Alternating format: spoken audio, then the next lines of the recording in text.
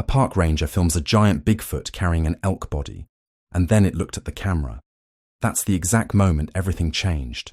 What started as routine patrols in the backcountry of Colorado turned into the most disturbing encounter of his career. His camera caught a massive figure walking upright, hauling an elk across its shoulders like it weighed nothing. And then, in the fading light, it stopped, turned, and locked eyes with the lens. The ranger swears the forest went silent, the air filled with a stench of rot, and he knew he wasn't the one doing the watching anymore. Later, he found tracks almost 2 feet long, saplings twisted into strange shapes, and rocks hurled at his truck from the darkness. Officials dismissed it as poaching, but if that's true, what kind of poacher can carry an elk like a backpack and vanish without a trace? And why did it want him to know it saw him? Would you ever set foot in those woods again, knowing something out there hunts better than we do? Let me know in the comments which city or country you're listening from. If you like stories that connect us, don't forget to subscribe before you leave. Video log entry number 1, June 15th, 2014. My name is Daniel Cross, seasonal ranger with the San Juan National Forest Service. I'm recording these logs partly for documentation, but mainly as training material for future rangers who will work this territory. After 15 years in the Army as a scout, I figured I knew what to expect when I took this position. The San Juans have their own way of humbling you, though. The forest here spreads across nearly 2 million acres of southwestern Colorado. From my patrol route, I can see the peaks still holding snow, even in mid-June. The terrain varies dramatically. We've got alpine meadows bursting with wildflowers at 11,000 feet, dropping down into dark timber zones where Douglas fir and Engelmann spruce create permanent twilight beneath their canopy. The ridgelines up here form natural corridors for elk herds during their seasonal migrations. Today I'm starting my regular patrol route in the eastern section, documenting conditions and checking for any signs of illegal hunting activity. The truck's loaded with standard gear, body camera, binoculars, GPS unit, and my sidearm. After years of military service, I've learned to trust my instincts and maintain detailed records. That training serves me well out here, where you might go days without seeing another person. Adjusting camera position, the weather's holding clear at the moment, though afternoon thunderstorms are common this time of year. Temperatures sitting at 65 degrees Fahrenheit, with a light breeze from the northwest. Visibility is excellent. I can see clear to the Continental Divide when I get up on the higher ridges. I've set up my patrol schedule to cover the most active wildlife corridors. The elk are moving through their summer ranges now, and where they go, everything else follows. Mountain lions, black bears, coyotes, they all use these same ancient paths through the mountains. Part of my job is mapping these movement patterns, noting any changes or anomalies. Sound of truck door opening, equipment being checked. The radio coverage out here is spotty at best. We've got designated check-in points where the signal's reliable, but there are plenty of dead zones in between. That's why I maintain these video logs. They provide a record of my observations and movements, just in case something needs to be reviewed later. Checking GPS unit starting elevation is 8,700 feet. I'll be working my way up to just under 12,000 feet by late afternoon. The air gets thin up there, and the weather can turn dangerous with little warning. Part of today's patrol includes checking some game cameras we've set up along known migration routes. They help us monitor herd health and movement patterns, while also keeping an eye out for any illegal hunting activity. My military background taught me to look for details others might miss. Disturbed ground patterns, broken branches, signs that something's out of place. In the Army, those observations could mean the difference between life and death. Out here, they help me build a clearer picture of what's happening in these mountains. Sound of equipment being secured. The Forest Service selected this area for enhanced monitoring after some unusual reports from backcountry campers last season. Nothing concrete, just the kind of stories you tend to hear in remote areas. Strange noises at night, equipment being moved around campsites, that sort of thing. Probably bears getting bowled around human food, but it's worth keeping an eye on. I'm starting my first loop now, heading up through the Douglas fir stands toward the first checkpoint. The morning air still has that crisp mountain bite to it, carrying the scent of pine and last night's rain. Time to begin the day's observations. Checking watch 0 700 hours. Beginning patrol route Baker 3. Cross out. End of video. Log entry. 1 video. Log entry, Vadi 4, June 30th, 2014. The first few weeks of patrol have settled into a steady rhythm. Each morning, I follow my designated routes through some of the most striking terrain I've ever encountered. The alpine meadows are in full bloom now. Patches of purple columbine and yellow alpine sunflowers create natural gardens between the stands of timber. At the higher elevations, above 10,000 feet, the twisted shapes of bristlecone pines stand like ancient sentinels against the wind. But there's something off about the patterns I'm observing. Over the past 2 weeks, I've documented 3 separate instances of elk carcasses vanishing without explanation. The first one was near Beaver Creek. Clear signs of a kill site, blood on the ground and trampled vegetation. But the carcass itself was gone without a trace. No drag marks, no scattered remains, nothing that would indicate predator activity or scavenging. I brought this to Supervisor Hale's attention during our weekly briefing. Marjorie sat behind her desk, reviewing my field notes with that careful, measured expression she always maintains. Poachers, she said, not looking up from my report. They're getting more sophisticated, probably using night vision equipment, taking the whole animal to avoid detection. She finally met my eyes. Have you checked the usual access points, ATV tracks, vehicle signs? Yes, ma'am. Nothing consistent with vehicle access. The terrain's too rough in most of these locations. Whatever's moving these carcasses is doing it without leaving typical signs of human activity. Marjorie leaned back in her chair, her fingers drumming briefly on the desk. I want you to expand your documentation. Take detailed photos of the terrain around these sites, any nearby campsites, game trails, everything. We need to build a clear picture of how they're getting in and out. Already on it, I replied, pulling out my GPS unit. I've marked the locations of all 3 incidents. They form a rough triangle, all within about 5 miles of each other. She nodded, but I could tell she was already moving on mentally. Good. Keep your logs detailed and get me visual records of everything. If we have poachers using new methods, I want to know exactly what we're dealing with. Since that meeting, I've intensified my observation protocols. Each patrol now includes systematic photography of any disturbed areas, mapping of game trails, and careful notation of weather conditions that might affect tracking. My military training kicks in automatically, establishing baselines, identifying anomalies, maintaining strict documentation standards. The forest feels different in the early mornings, before the day hikers and climbers arrive. That's when I do my best work, moving quietly through the timber, reading the night's events in broken twigs and pressed grass. The elk herds are behaving normally for the most part, following their traditional migration patterns up to the high meadows, but they're more skittish than usual, especially around dusk. Today, I'm checking a new report of unusual activity near Thunder Basin. A backcountry camper reported hearing heavy movement around their site at night, but saw nothing when they investigated. Standard wildlife precautions were in place. Food stored properly, camp clean.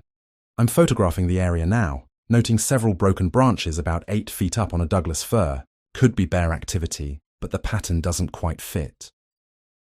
Sound of camera shutter, equipment being adjusted. The weather's holding clear, temperature 62 degrees Fahrenheit, wind from the southwest at 5 miles per hour. Elevation 9,300 feet. Good visibility extending to approximately half a mile through the timber. I'm maintaining a methodical grid search pattern, documenting any signs of disturbance or unusual activity. Supervisor Hale wants these reports on her desk by Friday. She's focused on the poaching angle, but something about these incidents doesn't align with typical poacher behavior. I'm keeping my observations objective, letting the evidence speak for itself.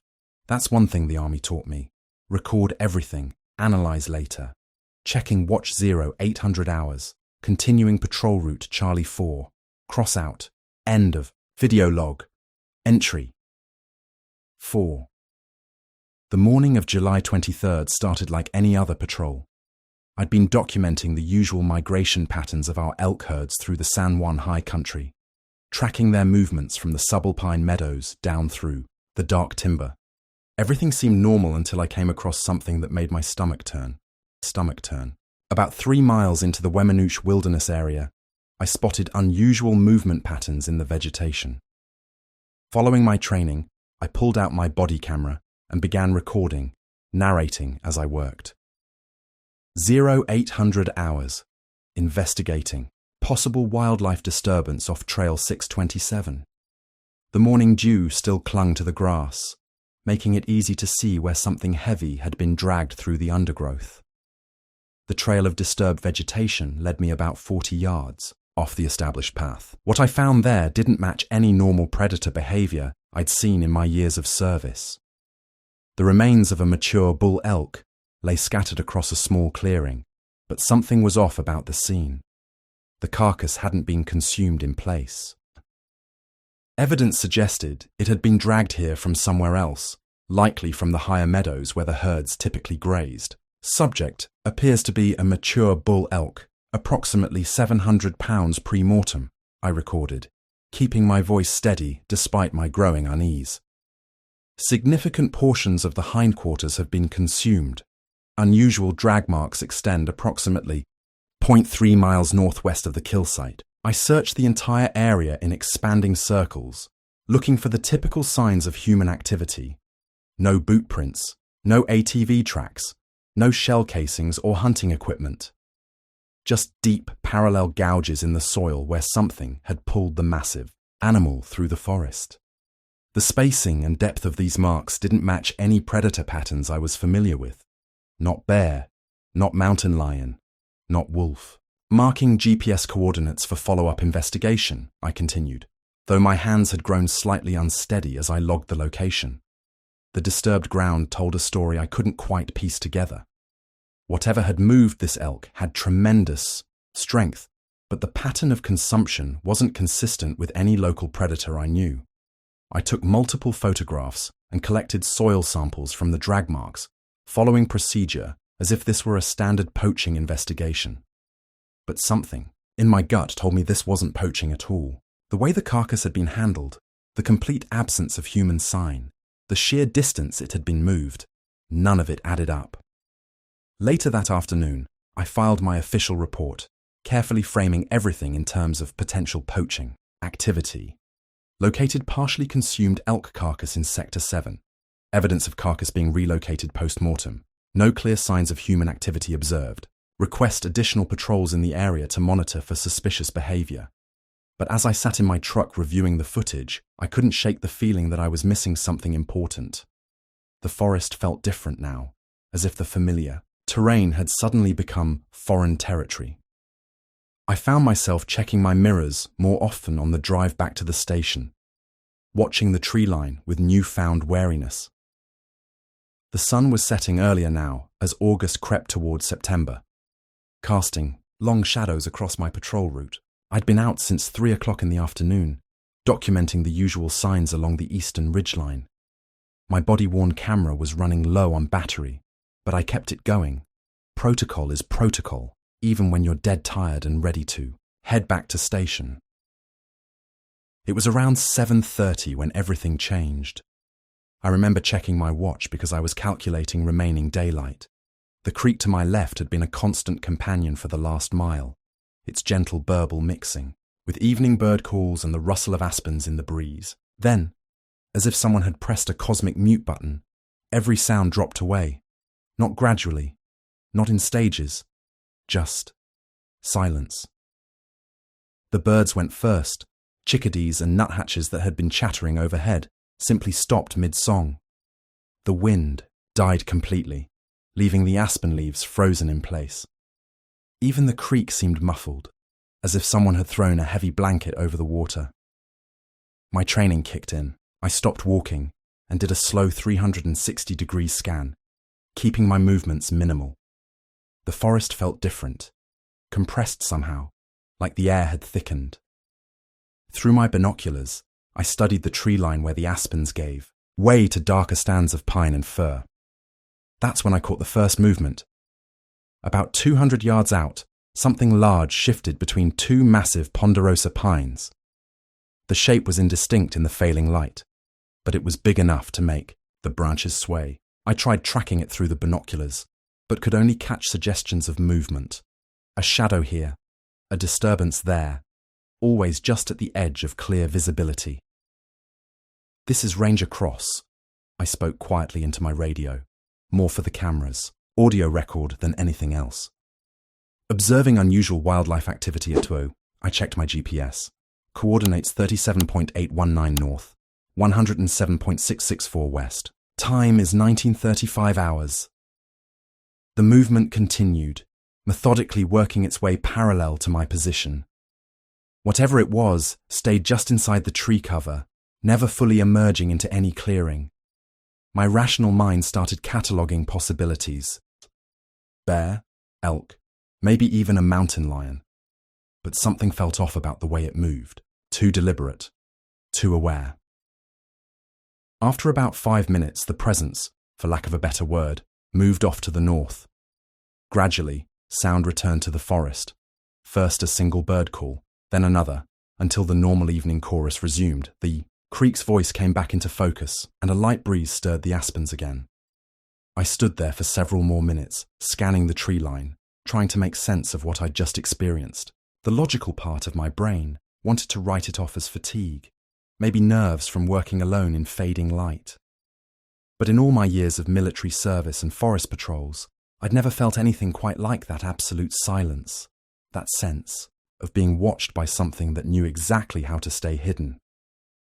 I made a few more notes in my field book, hands steadier than I expected, then headed back to my truck. The forest had returned to normal, but I couldn't shake the feeling that something fundamental had shifted in my understanding of these woods. July 15th, 2014, video log entry. I've been hesitant to record this, but something's different up here, now. The forest doesn't feel the same as it did when I started these patrols back in June. Maybe it's the mounting pressure from Supervisor Hale about those missing elk, or maybe it's something else entirely. Either way, I need to document these changes, if only to maintain a clear record. Today's patrol took me up along the eastern ridgeline, following the usual route I've mapped for suspicious activity. The weather was clear, 72 degrees, light breeze from the northwest, perfect visibility across the valley. Around 1400 hours, I parked the truck at the service road terminus and continued on foot, working my way through a stand of lodgepole pines toward the higher elevation points. That's when I first noticed the smell, in all my years of tracking, both here and during my army days. I've never encountered anything quite like it. The closest I can describe is a mixture of decomposing leaves and wet animal fur, but there's something else underneath, something that made my throat tighten. It wasn't the sharp, metallic scent of blood you get around a kill site, nor the musty odor of bear.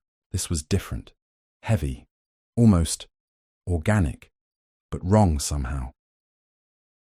I checked wind direction and moved in a standard search pattern, trying to locate the source. The smell would intensify in certain pockets, then vanish completely, only to return, stronger 100 yards away. It defied normal scent dispersal patterns. I've tracked enough animals to know how odors typically behave in these mountains. This wasn't following any rules I knew. What disturbs me more than the smell itself is how the atmosphere changed. The air felt charged, like just before a lightning storm, but the sky remained clear. There was this weight to everything, a presence that I can't properly explain in tactical terms. Every instinct I developed in reconnaissance started firing, telling me I wasn't alone up there. I maintained my bearing and continued the patrol, documenting GPS coordinates where the odor was strongest, but I couldn't shake the feeling of being watched. Not the casual observation of a curious animal. This felt deliberate, intelligent. I found myself checking my sidearm more frequently, though I'm not sure what good it would have done against whatever was creating that presence. The smell followed me for nearly 2 miles along the ridge before dissipating completely near the old firebreak. I waited there for 30 minutes, recording ambient sounds and taking environmental readings. Everything looked normal on paper, but nothing felt normal. Not anymore. I'm logging this now from my truck, parked at the ranger station. The rational part of me wants to attribute everything to natural causes. Maybe a combination of decomposition and weather patterns I haven't encountered before. But my training tells me to trust my instincts. And right now, those instincts are saying something's changed in these mountains. Something that doesn't show up in photographs or GPS coordinates, but makes its presence known in other ways. End log entry recording date. July 15th, 2014. I've been a ranger long enough to know when something isn't right in these mountains. The strange odor I encountered on that ridgeline stayed with me, lingering in my thoughts even after I'd returned to base. But nothing could have prepared me for what I captured on camera yesterday evening. I was conducting my usual patrol along the eastern boundary, about 3 miles from Thompson Creek. The sun was setting behind the mountains, painting the sky in deep oranges and purples. My body-worn camera was recording as standard procedure, something I'd gotten into the habit of doing since the elk carcasses started showing up.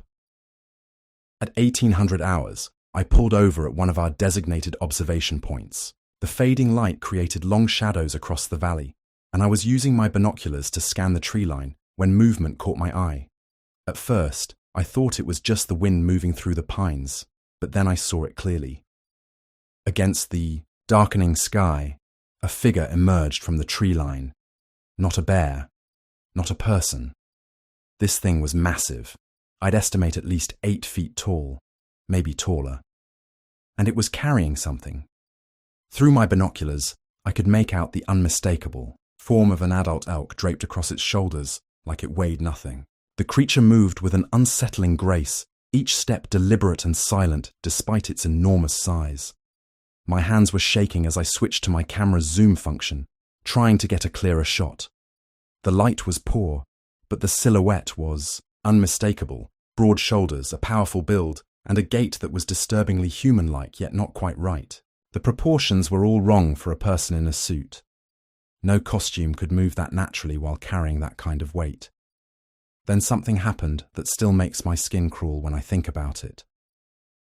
The creature stopped, just stopped dead, in its tracks. And then, with an almost casual motion, it turned its head toward me. I couldn't make out any features in the failing light, but I knew. It was looking directly at me, the elk carcass still balanced perfectly on its shoulders, not even swaying as it moved. For what felt like minutes but was probably only seconds, we stayed locked in this bizarre standoff. Me, frozen behind my camera, and this impossible thing studying me from 200 yards away. The silence was absolute. Not a bird call, not a rustle of wind, just the sound of my own heartbeat thundering in my ears. I kept filming until the figure finally turned away and moved with that same fluid grace into the deeper shadows of the forest. The entire encounter lasted maybe 45 seconds, but it changed everything I thought I knew about these mountains. When I reviewed the footage later that night, it was all there, grainy and dark, but undeniable. Something that shouldn't exist had walked right into frame and looked straight at me. I've watched it 20 times now, frame by frame. Whatever this was, it wasn't human, and it wasn't any known species of wildlife. Not by a long shot. I've watched the footage at least 30 times now, sitting in my ranger truck with the heater running against the pre-dawn chill. Each viewing makes me question my sanity a little more. The timestamp reads 21:17 hours. That's when I caught it. The figure moves with such purpose, such fluid grace despite its massive size. My hands are still shaking as I rewind again. The elk draped across its shoulders had to weigh at least 700 pounds, yet this thing carried it like I'd carry a backpack. The proportions are all wrong for a human.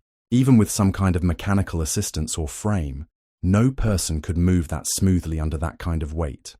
I've documented plenty of bears in my career, seen them standing, walking, even carrying off kills. But bears don't walk upright for extended periods. And they certainly don't move with this kind of deliberate stride. The way its arms hung, too long, too straight. The height alone rules out any normal wildlife. Against the tree line, I'd estimate at least 8 feet tall, possibly 9. My training tells me to report this immediately. But what exactly am I reporting? The video quality in low light isn't great, just enough to make out the basic silhouette against the dying sunset. But that moment when it stopped, when it turned its head toward my position, I can't shake the intelligence in. That movement, the awareness, like it knew exactly where I was, despite being over 200 yards away. I've filled 3 pages in my field notebook trying to rationalize what I recorded. Could be someone in an elaborate suit, though that doesn't explain the strength or fluid movement. Maybe some kind of experimental military gear being tested, but out here, in national forest land. Makes no sense. Every explanation I come up with falls apart under basic scrutiny. The logical part of my brain, the part that got me through Army Scout training and into this ranger position, keeps trying to find a reasonable answer. But my instincts, the same, ones that kept me alive in combat zones, are screaming that I witnessed something outside normal classification. I pull out my phone and start typing a message to Supervisor Hale, then delete it. How do I even begin to explain this without sounding crazy? Hey boss, remember those missing elk? Well, I think I filmed Bigfoot carrying one off. Yeah, that'll go over well. For now, I've backed up the video to 3 separate devices. My body, camera's memory card, my personal phone, and a USB drive I keep in my emergency kit. Whatever I caught on film, I'm not risking losing this footage. I need time to process what I saw, to review the recording with fresh eyes. Maybe in daylight things will make more sense. But deep down, I know what I witnessed. And nothing in my training, military or civilian, prepared me for this reality. The forest I thought I knew suddenly feels like foreign territory. Every shadow holds new possibility. Every rustle of leaves carries new meaning. I've seen something that shouldn't exist, and I can't unsee it. At first light, I returned to the location where I filmed the encounter. The morning fog hung low in the valley, creating an eerie stillness that made every snap of a twig under my boots sound like a gunshot. I marked my position using my GPS unit, exactly 217 yards from where I'd spotted the figure the night before. The ground was still soft from recent rain, perfect for tracking. Following the path where I'd seen the creature move, I discovered the first prints about 50 yards into the tree line. My breath caught in my throat. These weren't bear tracks, weren't anything I'd documented in my 15 years of outdoor experience. The impressions in the mud measured 17 3/4 inches from heel to toe, with 5 distinct toe marks clearly visible. The depth of the prints suggested enormous weight distribution.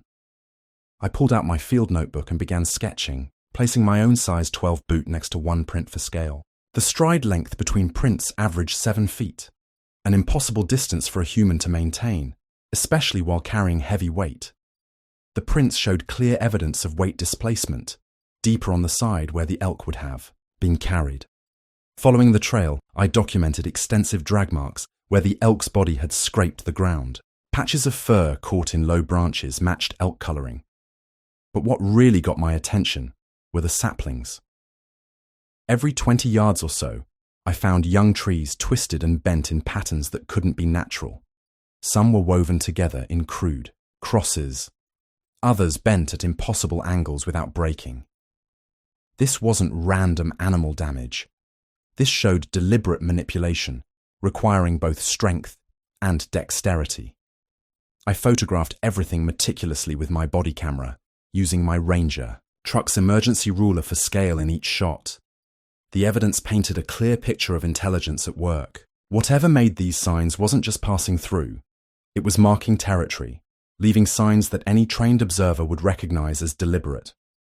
The drag marks and prints led to a small clearing where I found more disturbing evidence. The ground was matted down in a circular pattern about 15 feet in diameter. At the center, I discovered bone fragments, all picked clean and partially buried. Some showed signs of being cracked open, presumably to access the marrow. This wasn't typical predator behavior. Bears and mountain lions don't bury their kills this way. My hand shook slightly as I made detailed notes in my field book. Years of military tracking experience told me I was documenting something unprecedented. The systematic nature of the site, the arranged bones, the twisted trees, the careful burial, suggested planning and purpose. This wasn't random animal activity. This showed evidence of tool use and spatial organization. I collected several hair samples caught in the bark of nearby trees. They were dark, coarse, and much longer than bare fur. The smell I'd noted in previous weeks was stronger here, that distinctive mix of decay and wet animal that made my nose burn. As I finished documenting the last of the prints, I noticed something that sent a chill down my spine. The tracks showed the creature had stopped at one point, turned around, and taken several steps directly toward my previous night's observation position. It had known exactly where I was filming from. The awareness this demonstrated, the ability to detect my presence from that distance, defied everything I knew about wildlife behavior. I spent 3 hours at the site, mapping every detail, taking hundreds of photos and filling 10 pages in my notebook. The evidence was undeniable, but what it suggested seemed impossible. I had proof of something that combined enormous strength with precise dexterity, animal power with unmistakable intelligence. The question was, what would I do with this information?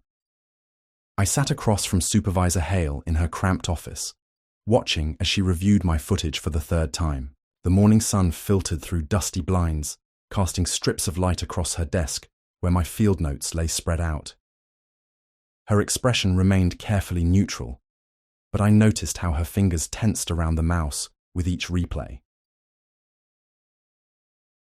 "The quality isn't great in this low light, Daniel," she said finally, closing the video player. "And the distance, well, it makes identification difficult at best." "Ma'am, I know what I saw," I insisted, keeping my voice level. "The proportions alone rule out any normal wildlife, and the tracks I documented, which could be overlapping bear prints in soft soil," she cut in, already reaching for a manila folder labeled "Suspected Poaching, Inconclusive." "Listen, I appreciate your thoroughness, but we need to focus on provable incidents. The department can't chase shadows." I watched her slide my USB drive and printed photos into the folder, effectively burying weeks of evidence. "What about the twisted saplings, the pattern formations? Likely storm damage, or elk rubbing against them." She closed the folder with finality.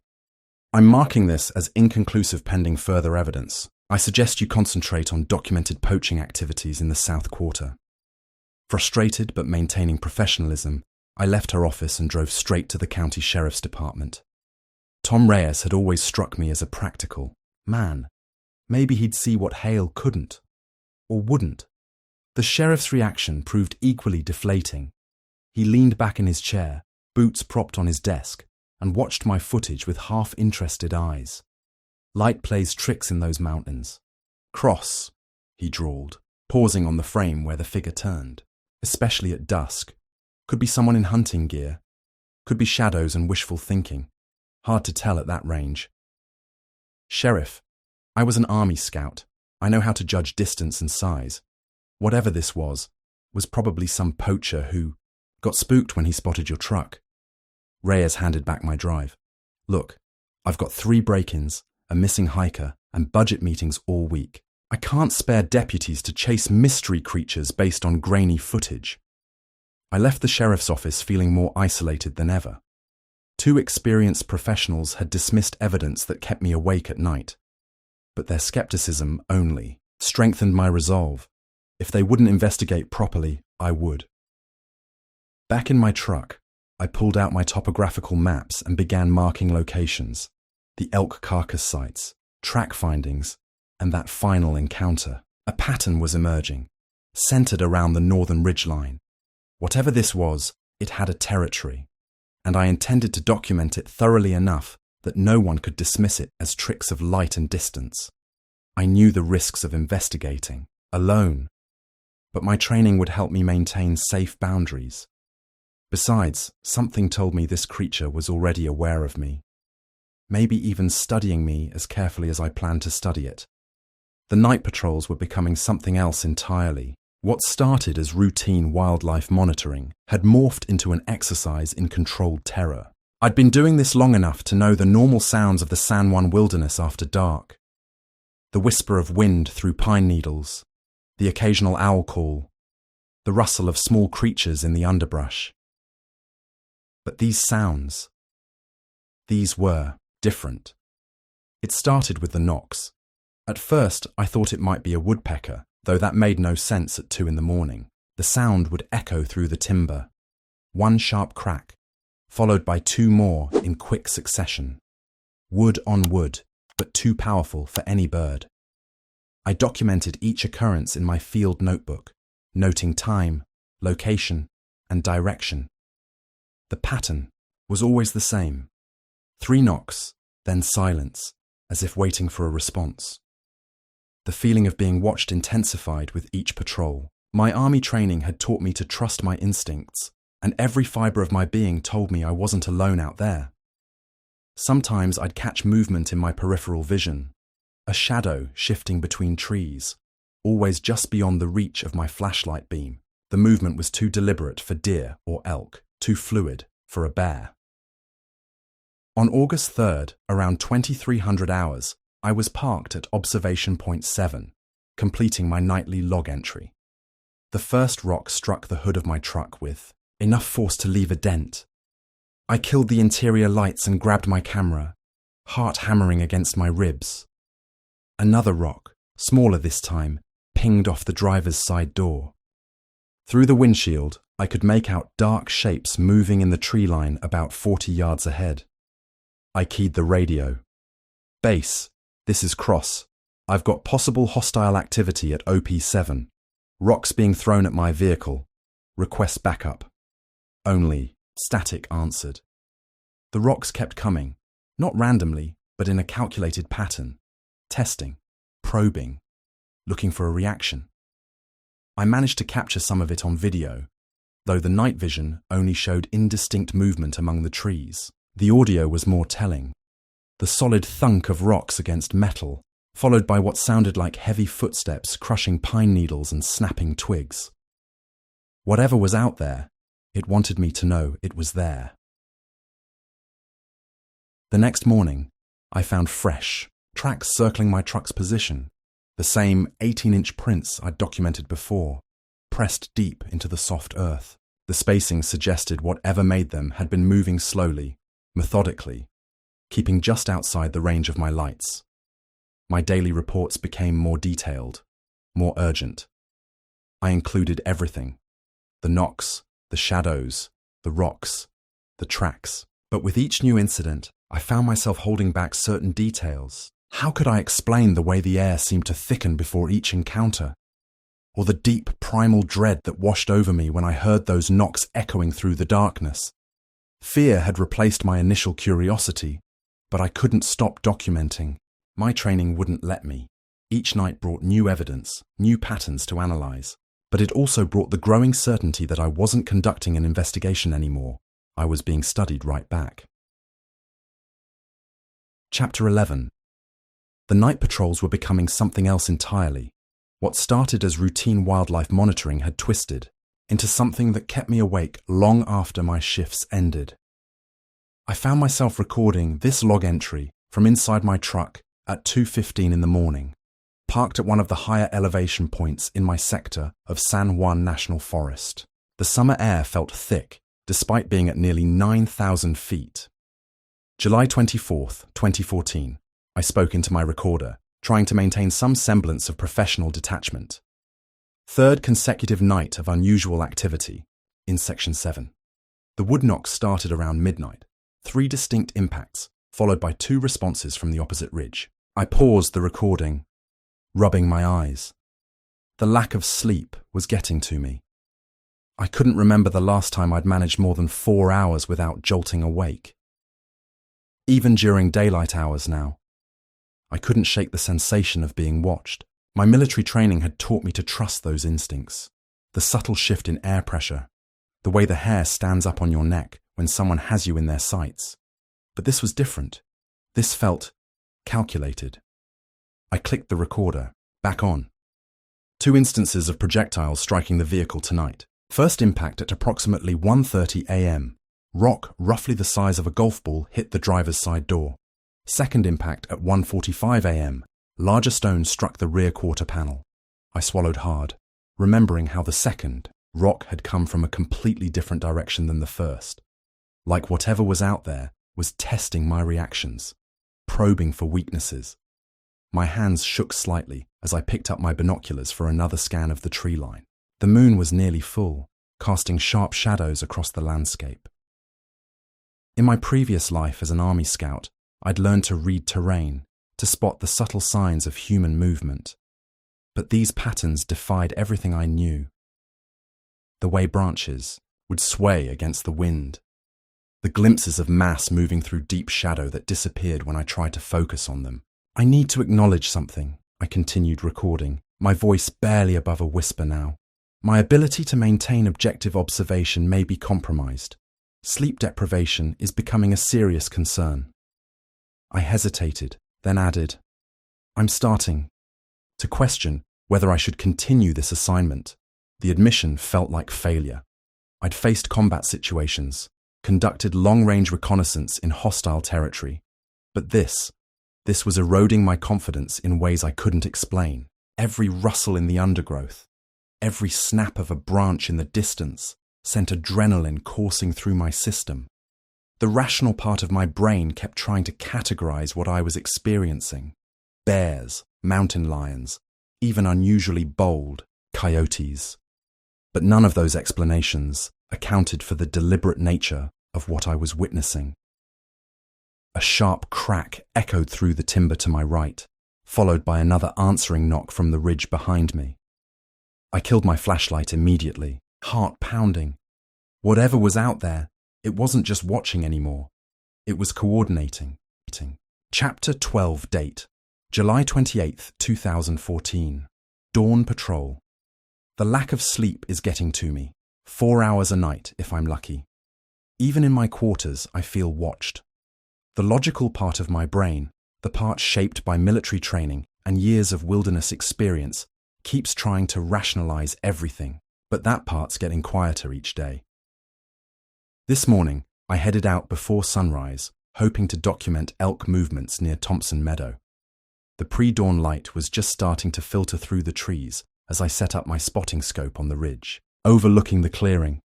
The air was crisp, probably 45 degrees Fahrenheit, with a light mist clinging to the grass below. I remember checking my watch, 5:37 in the morning, when movement caught my eye. At first, I thought it was an elk emerging from the tree line, but the height was wrong. Way wrong. The figure stood upright at the forest edge, partially obscured by shadows, but unmistakably similar to what I'd filmed 2 weeks ago. My hands trembled as I adjusted the scope's focus. The creature, and God help me, I don't know what else to call it, stood at least 8 feet tall. Its bulk reminded me of a grizzly, but the proportions were all wrong. The shoulders were too wide, the arms too long, dark fur covered its body, matted in places, with a slightly lighter coloration around what I assumed was its face. Then it turned and looked directly at me. I've been watched by predators before, mountain lions, bears, but this was different. There was recognition in that gaze, intelligence. It wasn't the random glance of an animal, it was deliberate observation. For several seconds, we locked eyes across that meadow, and I felt stripped bare, like everything I thought I knew about these mountains was unraveling. The encounter couldn't have lasted more than 20 seconds before it stepped back into the forest, moving with a fluid grace that defied its size. But those seconds felt like hours. My training tells me to maintain objectivity, to record facts without emotion, height, build, movement patterns. But how do you remain objective when everything you're seeing challenges what should be possible? I've spent the morning reviewing my field notes from the past month, the wood knocks, the vanishing elk carcasses, the twisted saplings. They're forming a pattern I can't ignore anymore. This isn't random animal behavior. There's purpose behind it all, and worse, I'm certain now that I'm being studied, just As much as I'm studying whatever's out there, my hands are still shaking as I record this log entry. Supervisor Hale and Sheriff Reyes might have dismissed my earlier footage, but they weren't here this morning. They didn't feel the weight of that gaze, the absolute certainty that something intelligent, something that shouldn't exist, is watching and learning. I need sleep, but every time I close my eyes, I see that figure at the tree line, studying me with an awareness that makes my skin crawl. My training taught me how to track, how to observe, how to remain hidden, but for the first time in my career, I feel like I'm the one being hunted. Chapter 13 Rangers Video Log Entry, July 29th, 2014. I sat across from Marjorie Hale in her office this morning, my field notebook and camera, footage spread across her desk. The fluorescent lights made everything feel sterile, disconnected from what I'd experienced out there in the forest. I walked her through each piece of evidence methodically. The tracks, the twisted saplings, the elk carcass drag patterns that defied normal predator behavior. "Daniel," she said, shuffling through my photographs with practiced disinterest. "We've been over this. These prints could be overlapping bear tracks distorted by rain. The broken branches are likely from winter snow load, and poachers are getting craftier every season. With all due respect, Mom, I've tracked bears for years. These prints show clear toe definition, a distinct heel. I pulled out my most recent measurements, 18 inches, consistently. No bear in Colorado leaves tracks like that." She removed her reading glasses, fixing me with that patronizing stare I'd grown to hate. "What exactly are you suggesting I put in my official report?" The question hung there, both of us knowing what I couldn't directly say. My credibility as a ranger, my whole career, balanced on the edge of that unspoken word.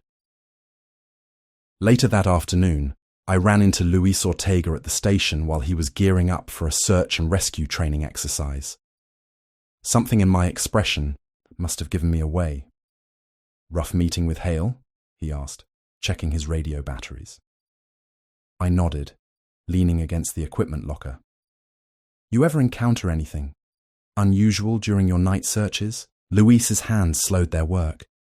He glanced around the empty room before lowering his voice. 2 years ago, high country search for a lost hiker. We heard wood knocks echoing through the valley. Perfect rhythm, like signals. Too deliberate for branches in the wind. He shook his head. The dogs wouldn't track past a certain point, just sat down and whined. "Did you report it? To who? Hale?" He laughed without humor. "It went in my log as unexplained acoustic anomalies. That's as far as anyone wanted to take it." Over the next few days, I started picking up other whispers. A seasonal ranger mentioned finding strange stick structures deep in the backcountry. Another described the same eerie silence I'd experienced, that feeling of being watched. But no, one would go on record. No one wanted to be that guy. I've started looking into transfer options, not because I'm afraid, though I am, but because I can't keep filing reports I know are false. Can't keep pretending I'm tracking ordinary poachers when something far more intelligent is operating in these woods. My training tells me to trust my observations, but the system we work in has no room for truths that don't fit its categories. Tonight, I'll radio in my usual patrol status. I'll document any new signs I find. But for the first time in my career, I'm not sure I want to know what's really out there anymore. End log entry. Chapter 14 Rangers Video Log Entry. August 3rd, 2014, 23:45 hours. I'm recording this from inside my truck, parked at the ranger station. My hands are still shaking, and I need to document what happened while it's fresh. Tonight changed everything. The patrol started routine enough. I'd been checking the western ridgeline near Beaver Creek, following up on reports of unusual activity. The sun had already set by the time I finished my rounds, leaving me to navigate the service road by headlights. The temperature had dropped to 48 degrees Fahrenheit, and a thin fog was settling into the valleys. At approximately 2300 hours, about 3 miles from the station, the first rock hit my driver's side door. The sound was sharp, deliberate, not like the random scatter of loose gravel. I slowed the truck, thinking maybe I'd kicked something up from the road. That's when the second rock struck, harder this time, hitting the rear quarter panel. I stopped completely, cutting the engine but leaving the headlights on. The silence that followed was absolute. No crickets, no wind in the trees, nothing. Just that dead quiet I've come to dread.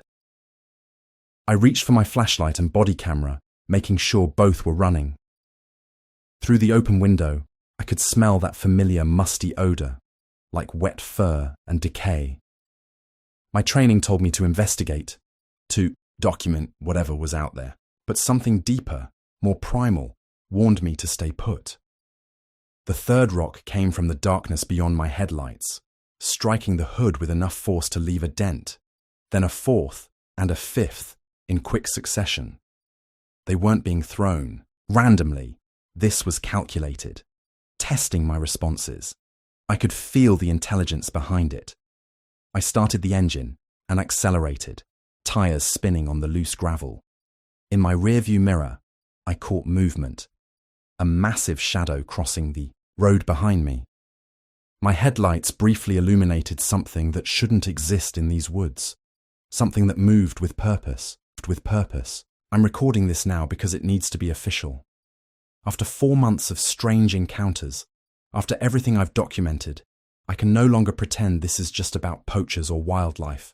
Whatever's out there has been watching me, learning my patterns, and tonight it decided to send a message. Tomorrow morning, I'm submitting my request for reassignment. I've spent 15 years in law enforcement and military service. I'm a trained scout, experienced in tracking and wilderness survival. But this assignment, this thing that's out here, it's beyond my capabilities to handle alone. Sound of papers shuffling. I'm looking at the transfer form right now.